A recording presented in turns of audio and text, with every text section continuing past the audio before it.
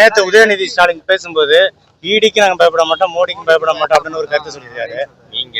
நான் ஏற்கனவே சொல்லியிருக்கேன், பாகிஸ்தானுக்கு எதிரான நடவடிக்கையில ஹீரோ யாரு? நம்ம ரஹமத் அண்ட் கோல எல்லா விதமான பர்னிச்சர்ஸுமே ரொம்ப கம்மியான விலைக்கு கொடுத்துட்டு இருக்காங்க. வெறும் 3500 ரூபாய்க்கு சோஃபா, 6500 ரூபாய்க்கு வார்ட்ரோப், 9000 ரூபாய்க்கு பீரோ, கல்யாண சிறுவரிசை காம்போவே 49,500 ரூபாய் தான்.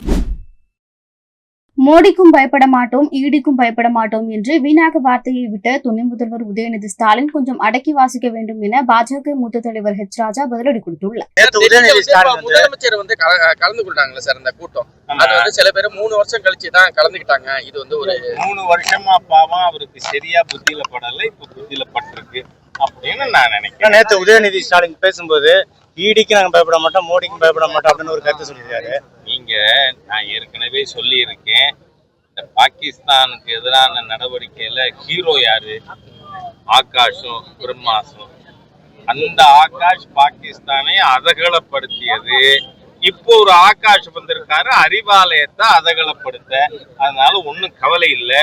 உச்ச நீதிமன்றமும் வெக்கேஷனுக்கு அப்புறம் அவங்க விசாரணை முடிக்கிறவரை இடைக்கால தடை.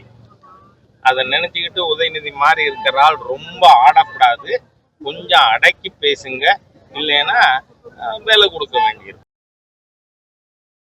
செய்திகளை உள்ளது உள்ளபடி தெரிந்து கொள்ள ரெஃப்ளெக்ட் நியூஸை சப்ஸ்கிரைப் பண்ணுங்க.